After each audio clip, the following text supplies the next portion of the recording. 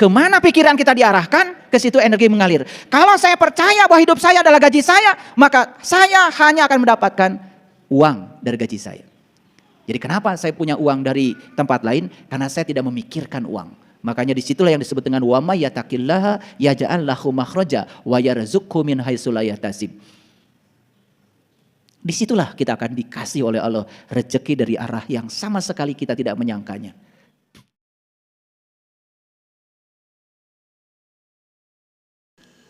Saya mendawamkan wudhu, kentut dikit wudhu, pipis wudhu, bersentuhan wudhu. Ya bagus. Kalau ada kesadaran di sana. Kalau wudhunya itu ada kesadaran. Coba wudhu pakai kesadaran. Ketika membasuh tangan, saat air itu sedang jatuh ke tangan ini, terima kasih air. Terima kasih ya Allah dengan tangan yang keren ini, yang luar biasa ini. Tanpa tangan aku tidak bisa makan, tanpa tangan aku tidak bisa berkarya. Tanpa kamu saya tidak bisa apa-apa. Tanpa tangan gatal saja saya tidak bisa menggaruk. Tanpa tangan bagaimana saya bisa melumurkan sabun ke tubuh saya? Tanpa tangan bagaimana rambut saya bisa bersih? Karena sampo tidak bisa dilumurkan ke tangan saya. Pernah begitu? Kalau wudhu model kayak gitu, ada sugesti, ada afirmasi, menimbulkan kesadaran. Saya akan 5 kali kalian wudhu, keren. Kalau wudhu cepat.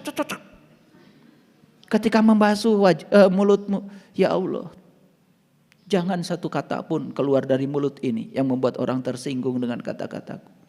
Jangan pernah ada orang yang terluka. Jangan pernah ada orang yang berkurang kebahagiaannya karena kata-kataku. Cuci itu dengan afirmasi, cuci dengan sugesti, bukan sekedar air masuk. Bukan urusan pahala di akhirat. Ayeuna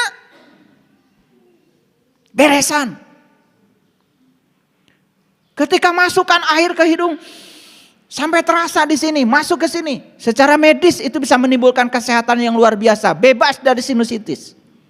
Tetapi saat masukkan air ke hidung, ya Allah, masukkanlah bau surga ke dalam hidungku. Itu doanya Rasulullah. Afirmasi, sugesti diri kita. Keren. Ketika membasuh kepala, bukan hanya air,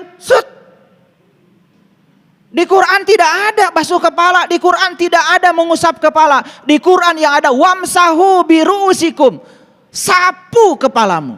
Sapu kepalamu. Itu perintah Quran. Apa yang kalian lakukan selama ini? Ambil air, surga. Tar dulu. Sapu kepalamu. Saya kasih tahu. Kalau sapu berarti pakai apa? Pakai sapu. Kalau nyapu cari yang bersih, cari yang kotor. Jawab dong. Cari yang bersih atau yang kotor? Nyapu itu selalu cari yang kotor. Karena yang kotor disingkirkan bersih. Alam semesta ini naturalnya bersih. Buang semua yang kotor, sisanya bersih. Kalau kalian nyapu cari yang bersih, udah salah. Makanya sapu kepalamu, simboliknya ya disapu begini. Tetapi hakikatnya buang cara berpikirmu yang salah. Buang cara prasangkamu yang tidak bagus. Buang semuanya. Itu baru namanya nyapu kepala. Kalau wudhu yang kayak gini didawamkan terus, keren. Kalau kalian wudhu cuman segera cek, kentut, balik deui, hamur cai.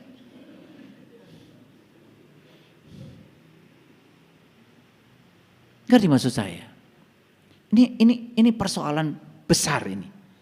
Karena apa? Kita selama ini menggunakan ukuran yang salah untuk mengukur kesucian kita.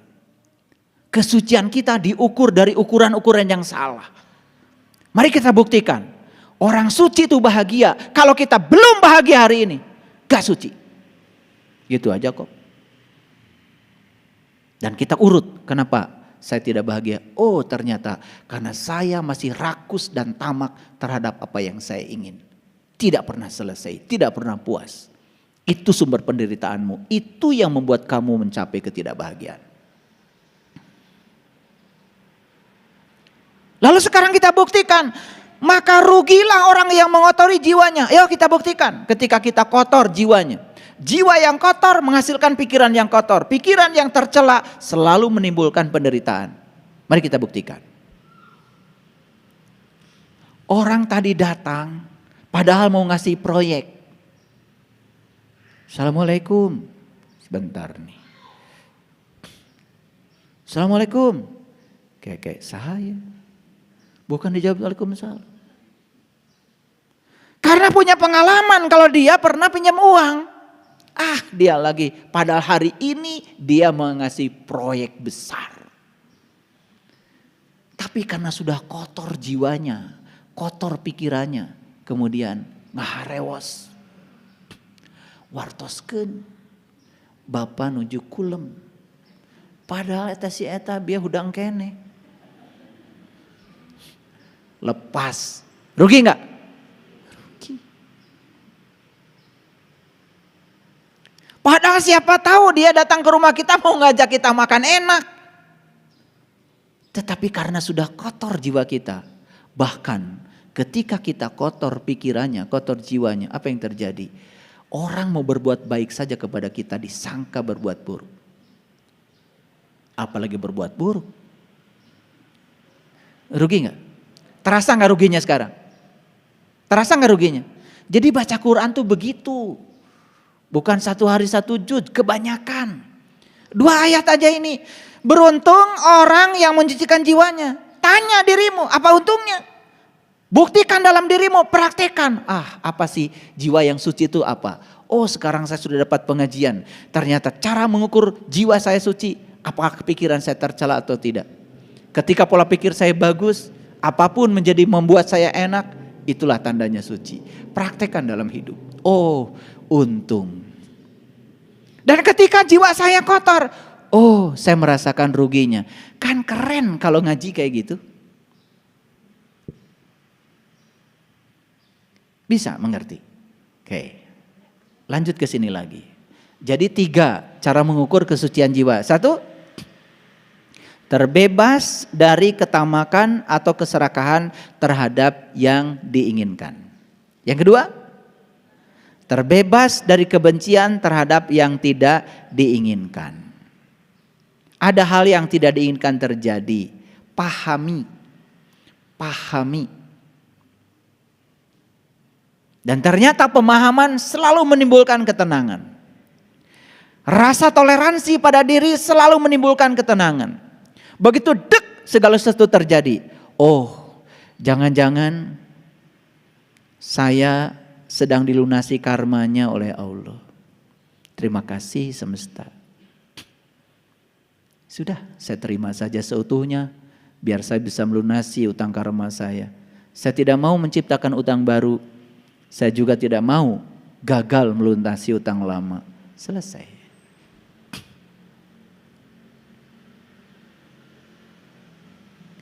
Karena saya jelaskan berulang kali, tidak ada sesuatu yang datang dalam kehidupan kita secara tiba-tiba kecuali kita sendiri yang mengundangnya. Segala hal yang terjadi dalam kehidupan kita hari ini sebetulnya sedang mengingatkan apa yang pernah kita tanam di masa lalu.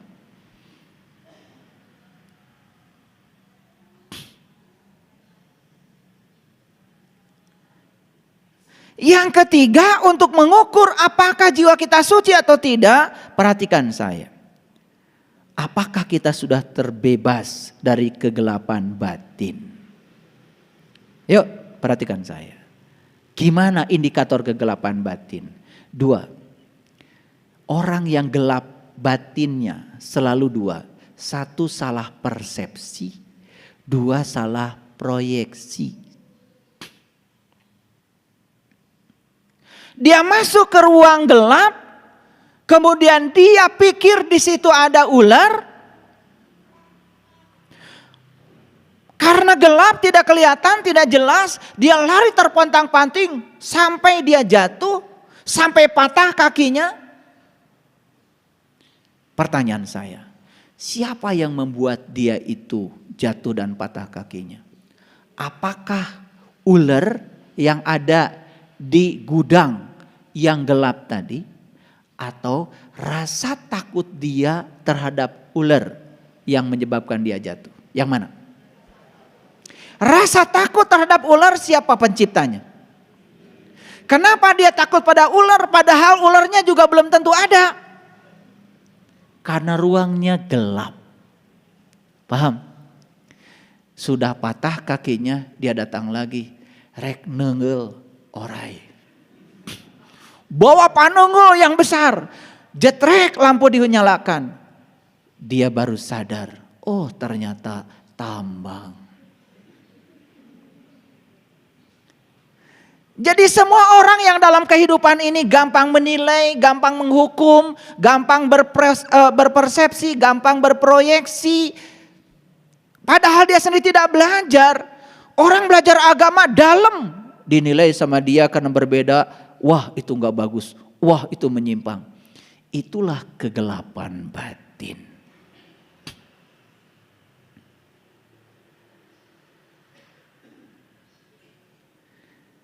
Lengkaplah sudah. Untuk mengukur kita sekarang. Apakah jiwa saya suci atau kotor? Yuk kita ulang lagi. 1. Apakah kita masih serakah kepada yang kita ingin? Yes or no? Kadang-kadang. Berarti masih kotor. Kadang-kadang tuh kotor. Apakah saat ini saya sudah terbebas terhadap kebencian pada yang tidak diinginkan? Apapun yang terjadi sudah tidak mengganggu saya. Yes or no? Kadang-kadang. Yang ketiga. Apakah saya masih berpersepsi salah? Apakah saya masih melakukan proyeksi dan interpretasi yang salah terhadap segala peristiwa?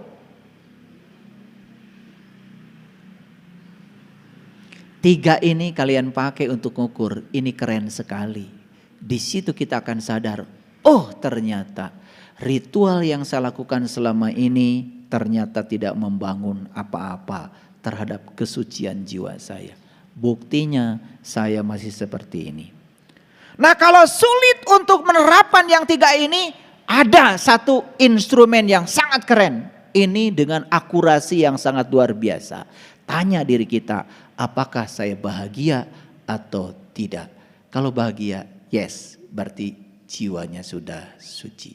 Kalau masih uring-uringan, gampang mengeluh, gampang marah, konflik dengan banyak orang, Anda masih kotor jiwanya. Gak peduli tahajud jam berapa rakaat, gak penting bagi saya. Apakah tahajud tidak berkontribusi membuat jiwa yang suci? Yes, kalau sadar. Sekali lagi, kalau sadar. Kalau kalian tahajud bahkan ketika ada masalah, saya yakinkan pada kalian tambah banyak masalahnya. Kata Allah, kalau kamu dikurangi masalahnya, nanti kamu berhenti tahajud. Karena kamu tahajud berbasis masalah, maka aku akan berikan masalah lebih banyak lagi.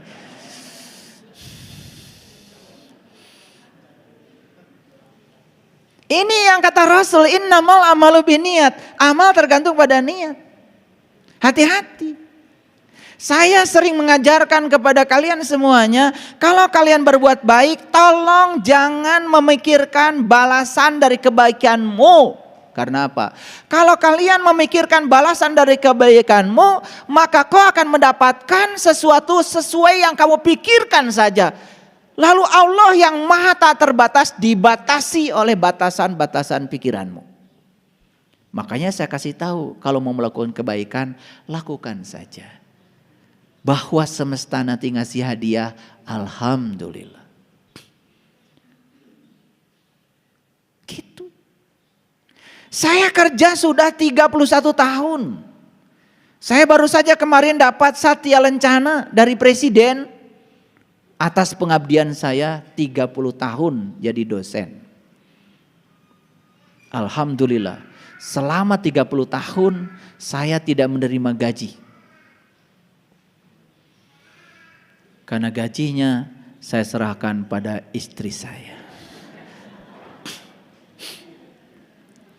Bahkan sampai sekarang saya tidak tahu berapa jumlah gaji saya. Yang pegang ATM dia, yang pegang kartunya dia, yang pegang mobil bankingnya dia, transfer ke saya, iya langsung ke dia. Jadi saya nggak tahu. Jadi saya terbebas dari pikiran bahwa saya bekerja untuk uang. Saya bekerja bismillahirrahmanirrahim karena saya sedang menjadi kepanjangan tangan Allah, menyampaikan cinta kasih Allah lewat peran yang diberikan pada saya menjadi dosen untuk menyampaikan ilmu kepada mereka yang butuh cinta kasih Tuhan. Itu saja. Hadiahnya adalah duit tinggal tiap tanggal 1 dan tidak usah dipikirkan, tanggal 1 pasti datang. Keren gak? Makanya kemana pikiran kita diarahkan, ke situ energi mengalir. Kalau saya percaya bahwa hidup saya adalah gaji saya, maka saya hanya akan mendapatkan uang dari gaji saya. Jadi kenapa saya punya uang dari tempat lain? Karena saya tidak memikirkan uang. Makanya disitulah yang disebut dengan wa may yattaqillaha yaj'al lahu makhraja wa yarzuqhu min haitsu la yahtasib. Disitulah kita akan dikasih oleh Allah rezeki dari arah yang sama sekali kita tidak menyangkanya. Itu kalimat keren banget kalau bagi saya. Kamu akan diberikan rezeki dari arah yang tidak kamu sangka. Berarti kalau kita menyangka rezeki kita cuma dari situ, ya itulah rezekimu cuma segitu. Dari yang tidak disangka lebih besar, lebih berkah, lebih melimpah dari yang kita sangka. Lihat orang-orang yang pikirannya kecil, berbuat baik selalu dikaitkan dengan apa yang dia dapat. Ya sekecil itu rezekinya. Ini kasih tahu nih, ilmu dari saya nih. Ilmu kaya yang luar biasa. Mulai sekarang lakukan kebaikan sebagaimana Allah melakukan kebaikan padamu. Tanpa ada harapan, tanpa keinginan. Wa ahsin kama ahsanallahu ilaika. Lihat, buktikan oleh kalian. Setelah kalian mengubah sudut pandang seperti itu, keberkahan mulai datang. Buktikan. Kalau ngomong itu jangan ngasal, buktikan. Buktikan. Jadi sekarang saya sudah kasih 3 instrumen untuk mengukur tingkat kesucian jiwa. Paham? Sudah bisa melakukan pengukurannya? Kalau tidak bisa menggunakan yang 3, cukup 1 saja. Gimana caranya? Apakah saya hari ini bahagia? Saya bahagia. Kenapa? Karena bahagia itu ternyata ada di pikiran saya. Karena pola pikir saya sudah bagus, apapun yang terjadi di luar, tidak ada benar salah bagi saya. Tidak ada baik buruk bagi saya. Semua yang terjadi saya yakin itu adalah kebenaran. Karena tidak ada satu peristiwa pun di belakangnya tanpa kehadiran Sang Maha Keberadaan. Keren. Sudah enak jadinya. Nah sekarang saya kasih tahu. Kalau yang tadi itu baru tahu. Kalau saya ini bersih atau kotor. Suci atau kotor. Itu sekarang kita lanjutkan. Nah lanjutannya adalah bagaimana cara menyucikan jiwa. Bagaimana cara mencapai kesucian. Ini ada hubungan satu-satu. Perhatikan saya. Tadi indikator kotor bersihnya jiwa adalah pola pikir kan? Pola pikir yang dibangun oleh jiwa kan? Jiwa yang terkoneksi dengan Sang Maha Jiwa. Terkoneksi atau tidak? Nah sekarang untuk melihat, untuk melatih. Apakah saya hari ini masih memiliki ketamakan dan keserakahan pada yang saya ingin? Latihannya adalah 1. Melatih diri dengan kerelaan. Melatih diri melepaskan. 2 yang harus dilepaskan. 1 materi, 2 imateri. Melepaskan materi menurut saya mudah. Walaupun masih banyak orang yang kesusahan. Kalau kalian melepaskan yang materi saja susah, apalagi yang melepaskan yang imateri. Contoh. Orang menyakiti kita itu imateri.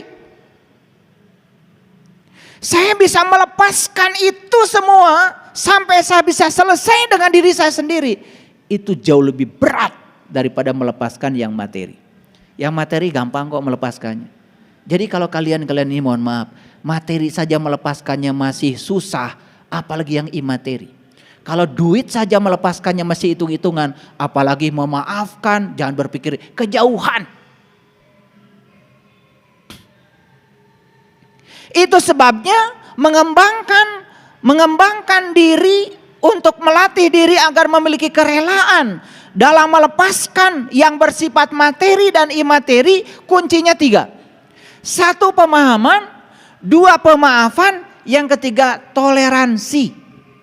Ini 1, pemahaman, 2, pemaafan, 3, toleransi. Seperti contoh saya tadi, ada orang berutang kepada kita, dia tidak bisa membayarnya, sudah, bangun pemahaman, bangun pemaafan, bangun toleransi pada diri. Kalau ini yang 3 dibangun, apa yang terjadi? Insya Allah kita akan mudah sekali mencapai kerelaan. Kita mudah sekali mencapai yang namanya melepaskan. Contoh, kita sulit sekali melepaskan materi.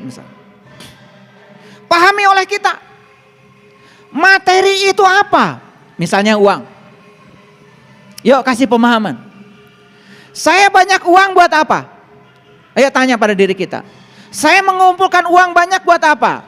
Yuk tanya pada diri kita. Bukankah semua yang kita kumpulkan akan ditinggalkan? Beri pemahaman diri. Yang akan saya bawa bukan yang saya kumpulkan. Yang saya akan bawa adalah yang saya bagikan. Yang akan saya bawa adalah yang saya berikan untuk menolong orang lain. Yang membuat orang lain bahagia. Pahami, pelepasan materi akan terjadi. Sekarang bagaimana kita memiliki pemaafan terhadap apa? Terutama terhadap segala hal yang bersifat imateri. Orang nyakiti kita, orang merendahkan kita, orang membuli kita, orang menghina kita, dan lain sebagainya. Itu imateri. Itu pun harus direlakan. Bagaimana cara merelakannya? Hubungkan dengan hukum karma. Saya yakin orang ini tidak datang secara tiba-tiba pada saya. Saya yakin kalau saya punya hubungan dengan orang ini, saya yakin di kehidupan yang dulu mungkin saya pernah melakukan yang sama pada orang ini. Dan sekarang semesta sedang mengurai semua utang karma saya dan saya selesaikan di sini. Itu namanya pemaafan. Hati-hati, memaafkan bukan menghapuskan, tapi memaafkan mengambil pelajaran. Dan yang ketiga adalah toleransi. Jadi kenapa barusan ada musik lalu masuk di sini? Terima saja. Jangan-jangan dulu dia sedang kajian, saya nyanyi-nyanyi di kajian dia. Jadi saya terima saja, saya toleran terhadap dia. Makanya tidak perlu di stop, biarin saja. Jadi kalau di YouTube nanti ada yang dengar, kok ayah guru sedang ceramah kemudian ada dengar musik, itu karma saya. Tidak mungkin dia hadir di sini kalau saya tidak pernah melakukan itu. Makanya saya tidak terganggu sama dia. Makin kencang suara saya juga makin kencang. Ini namanya toleransi. Itu dibuktikan langsung, betul nggak? Apakah kita bisa menerima kontradiksi ini? Tidak usah saya keluar kemudian marah-marah. Kamu kurang ajar, saya sedang ngasih pengajian.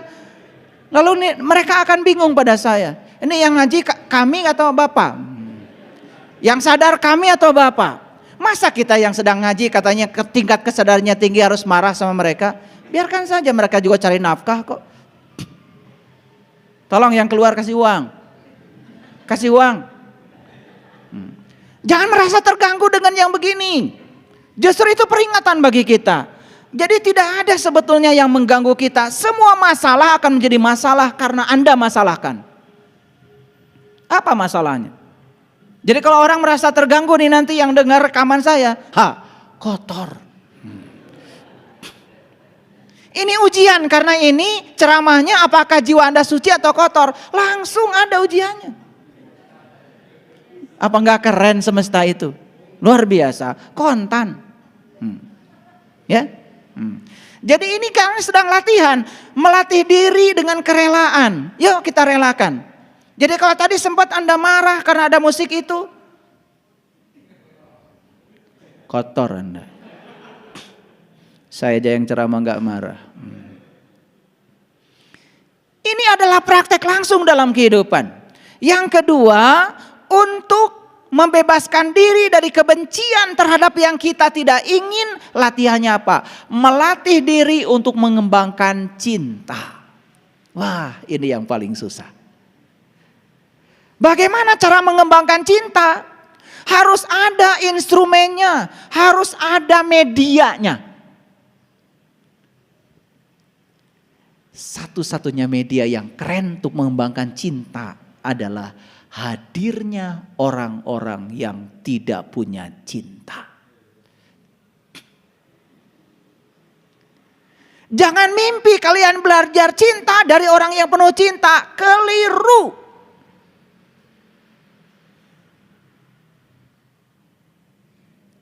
Jadi sekarang tanya pada dirimu, kenapa saya kok dipersatukan dengan orang-orang yang semacam ini? Keras kepala, kalau ngomong menyakitkan, kalau ngomong selalu menusuk-nusuk, merendahkan, menghina, bla bla bla dan lain sebagainya. Sekarang kau lihat, itu sarana semesta untuk mengembangkan cintamu. Kau lari dari mereka, gagal kalian mengembangkan cinta. Apa yang kalian lakukan selama ini? Hanya berteman dengan orang-orang yang baik padamu. Hanya berteman dengan orang-orang yang simpati padamu. Hanya berteman dengan orang-orang yang menyanjung-nyanjungmu. Itu gagal belajar mengembangkan cinta. Keren gak kehadiran mereka itu? Keren apa tidak? Sejak kapan bilang kalian keren? Sejak sekarang. Kemarin-kemarin boro-boro keren. Bawaannya manyun aja. Baru tahu hari ini, ternyata ya Allah terima kasih telah Engkau hadirkan orang-orang yang luar biasa dalam kehidupanku. Ternyata ini adalah guru-guru yang sangat keren untuk mengembangkan cintaku. Lihat, sehari-hari kita berinteraksi. Saya sedang menyelesaikan urusan tanah BSI di Jelekong. Berinteraksi dengan si A, si B, si C, si D. Saya pandang mereka semua adalah guru-guru saya yang keren-keren. Saya tidak tolak kehadiran mereka. Saya ikuti saja. Kenapa? BSI jadi di Jelekong atau BSI tidak jadi di Jelekong, dua-duanya akan saya tinggalkan. Gak peduli saya. Yang akan saya bawa adalah pelajaran yang saya dapat selama proses membangun itu. Itu yang akan melekat dalam diri saya. Apakah di sana nanti akan terbangun gedung-gedung yang hebat? Gak peduli saya. Atau tidak jadi dibangun, gak peduli saya. Yang penting hari ini saya bisa apa, itu yang saya lakukan. Dan hari ini saya berinteraksi dengan banyak orang untuk menguji kesabaran saya. Itu yang akan saya bawa kalau saya bisa ambil pelajaran. Makanya Anda bertanya sama saya, apakah Kampung Panisan BSI itu akan terbentuk berapa lama lagi? Pertanyaan yang tidak pernah saya jawab. Gak penting. Yang penting adalah apa yang bisa saya lakukan hari ini, saya lakukan. Saya berinteraksi dengan siapa saya hari ini, saya sabar. Saya layani semuanya. Itu yang akan saya bawa, itu yang akan mendewasakan saya. Bukan hasilnya. Jadi dibangun, gak jadi dibangun, dua-duanya akan saya tinggalkan. Yang enak dan yang gak enak, dua-duanya saya tinggalkan. Orang baik dan yang tidak baik, dua-duanya saya tinggalkan. Rumah saya bagus atau rumah saya tidak bagus, dua-duanya saya tinggalkan. Rumah kontrakan atau bukan kontrakan, dua-duanya ditinggalkan. Kata anak muda, so what? Gitu loh. Mau apa lagi? Apa yang membuat Anda masalah? Semua masalah adalah karena kita menciptakan masalah dengan pikiran kita sendiri. Jadi sekarang kalian tahu rumusnya. Semua masalah berawal dari jiwa yang kotor.